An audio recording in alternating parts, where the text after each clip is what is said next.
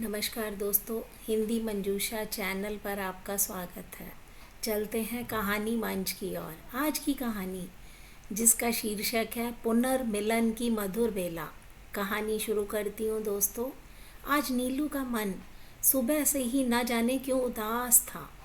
College के gate से बाहर निकलते ही कार से उतरते हुए एक व्यक्ति की ओर उसका ध्यान गया। वो धक से रह गई।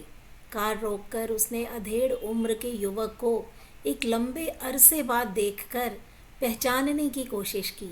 वही पुराना अंदाज, चेक टी शर्ट, गोगल से झांकती हुई आंखें कुछ बयां कर रही थी। कहीं ये उसका वहम तो नहीं? ये सोचते हुए उसने अपने मन को तसल्ली देने की कोशिश की। नहीं, यह रवि तो नहीं हो सकता। वह तो कनाडा में है। वह यहाँ कैसे हो सकता है? कुछ पल के लिए तो अचानक ही आंखों से निकलती अविरल धारा ने अतीत के पन्नों को खोल कर रख दिया। उसने रिवर्स करते हुए कार को वापस कॉलेज की ओर मोड़ा। कार पार्किंग में खड़ी करते ही मिसेज अरोड़ा मिलते ही बोल पड़ी, अरे नीलू, तुम तो आज आंटी को हॉस्पिटल ले जाने वाली थी चेकअप के लिए। सॉरी, डॉक्टर का अपॉइंटमेंट कल का है, मैं भूल गई थी। नीलू, तुम काम का टेंशन आज कुछ ज़्यादा ही लेने लगी हो। मेरी मानो तो कुछ दिन माँ को लेकर हिल स्टेशन चली जाओ। श्रीमती अरोड़ा ने नीलू को प्यार से डांटने के अंदाज में कहा। ओके मैम, जो हुक्म मेरी आका। कहते हुए नीलू ने वाइट कलर की कार की ओर नज़र उठाई।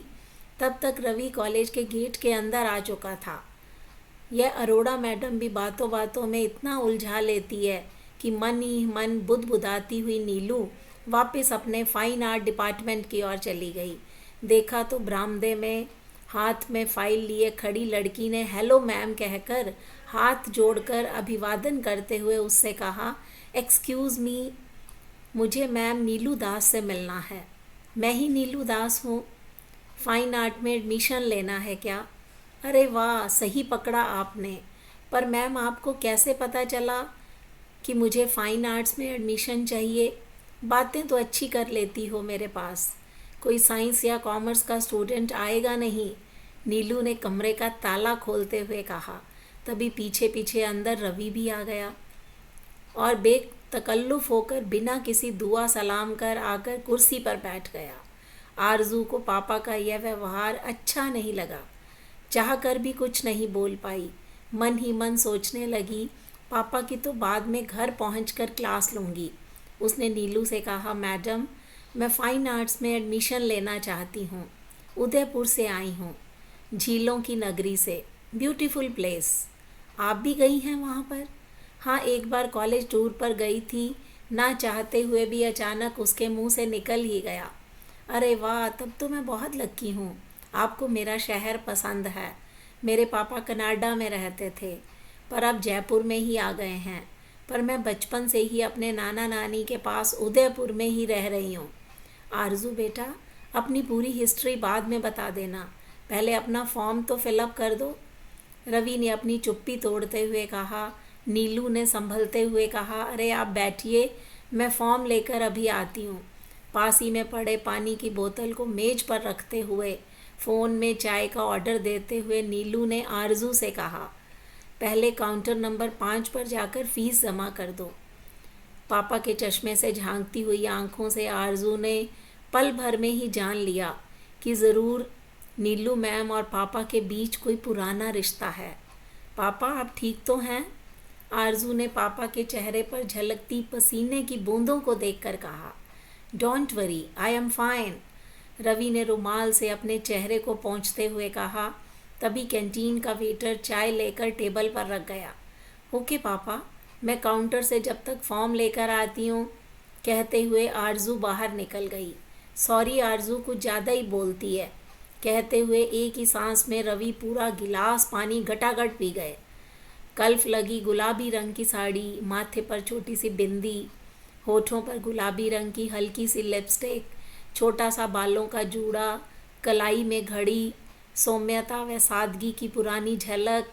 आज 20 वर्षों के बाद भी नीलू को मूक दर्शक की तरह निहारते हुए कुछ देर बाद रवि ने चुप्पी तोड़ते हुए कहा, नीलू, घर में सब कैसे हैं?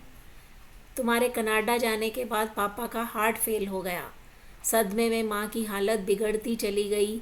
बस ज़िंदगी जैसे तैसे गुजर बसर कर रही हूँ। अरे इतना कुछ हो गया, तुमने खबर तक नहीं की? क्या मैं इतना पराया हो गया? अपने भी तो नहीं रहे। तुम्हारी शादी के बारे में मुझे पता चल गया था, फिर मेरे पास तुम्हारा कोई पता ठिकाना भी तो नहीं था। नीलू ने साड़ी के पल्लू से आंसुओं को छिपाने की कोशिश की। तुम्हारी अपनी फैमिली। मैंने शादी नहीं की। क्यों?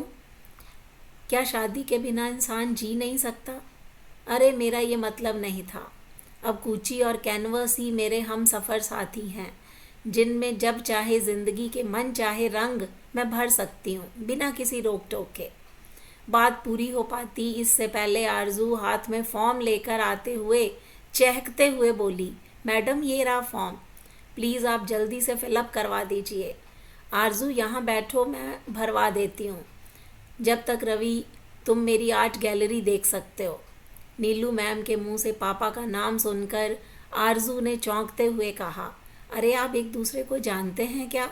हाँ आरजू, नीलू मेरी क्लासमेट रह चुकी है, पूरे 3 साल तक राजस्थान यूनिवर्सिटी में। वाह, अरे कमाल है। आपने तो कभी बताया ही नहीं कि जयपुर में आप कभी रह चुके हैं। बेटा हमें जयपुर छोड़े 20-22 साल हो गए, कभी बताने का मौका ही नहीं मिला। एक के बाद एक परेशानियां जीवन में आती रही। फॉर्म में रवि मल्होत्रा के बाद लेट रीना मल्होत्रा लिखते ही नीलू ने आरजू के फॉर्म पर हाथ रखते हुए कहा, तुम कहीं गलत तो नहीं हो? ये लेट क्यों लिखा है? नहीं मैम, मेरी मम्मी अब इस दुनिया में नहीं है। ओह आई एम वेरी सॉरी। नीलू आरजू जब 2 साल की थी तब ही बिजनेस मीटिंग के लिए जाते वक्त एक कार एक्सीडेंट में। रीना, रवि ने रुंधे गले से कहा, मम्मी की मौत के बाद नाना नानी कनाडा छोड़कर इंडिया आ गए। तब से मैं उदयपुर में हूँ। पापा से तो बस कभी साल में एक आध बार ही मिल पाती थी, पर अब हमेशा पापा के साथ रहूँगी। आरजू की आंखों में डबडबाते आंसुओं को देख नीलू ने आरजू का हाथ पकड़कर कहा, सॉरी, मैंने गलत टाइम पर यह बात की। चलो पहले ये फॉर्म भरकर जल्दी से जमा करो, आज लास्ट डेट है। मैम प्लीज़ आपका मोबाइल नंबर मिल जाएगा, कुछ जानकारी लेनी हो तो। No problem. नीलू ने अपना विजिटिंग कार्ड आरजू को दे दिया। फॉर्म भरकर आरजू फॉर्म जमा करने चली गई, तब रवि ने अपना कार्ड देते हुए कहा, अब मैं परमानेंटली फिर से जयपुर में ही आ गया हूँ। कनाडा मुझे रास नहीं आया। पहले रीना फिर मम्मी पापा को खो देने के बाद वहाँ अब मेरा बचा ही क्या है। 20-22 सालों में मैंने सब कुछ खो दिया है, सिवाय पुरानी यादों के। ओके, बाद में मिलते हैं। घर आकर नीलू की आंखों में पुरानी यादों की धुंधली तस्वीरें ताज़ा होने लगी। ना चाहते हुए भी उसके मुंह से निकल गया, माँ आज रवि मिले थे। कौन रवि? वही सेठ ओम दत्त जी का बेटा। हाँ माँ, अब यहाँ क्या करने आया है? माँ उसके साथ बहुत बड़ी ट्रेजिडी हो गई। अंकल आंटी भी चल बसे, पत्नी भी बेटी का एडमिशन कराने आए थे। ऐसे खुद गर्ज इंसान के साथ ऐसा ही होना चाहिए। फिर माँ ऐसा मत कहो, क्या बात है, कोई मजबूरी रही होगी। बेमन से ही डाइनिंग टेबल पर रखा खाना माँ को परोसते हुए नीलू ने कहा, माँ आप खाना खा लीजिए, मुझे भूख नहीं है। दवा याद से ले लेना, आज मेरे सिर में दर्द है, मैं जल्दी सोने जा रही हूँ। अपने कमरे में जाकर नीलू ने अलमारी से पुरानी एल्बम निकाला।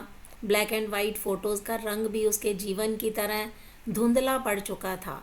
उदयपुर में सहेलियों की बाड़ी में रवि के साथ फ़ोटो के अलावा एक नाटक हीर रांझा की देखकर पुरानी यादें ताज़ा हो गई। उसी दौरान उसकी रवि से दोस्ती गहरी होती गई। बीए ऑनर्स पूरा करते ही नीलू जल्दी आने की कहकर अपने पापा के अचानक बीमारी की खबर आते ही कनाडा चला गया। फिर लौट कर नहीं आया। कुछ दिनों तक कुछ पत्र आए, फिर बाद में वो भी बंद हो गए। बाद में दोस्तों से पता चला कि उसने किसी बिजनेसमैन की बेटी से शादी कर ली।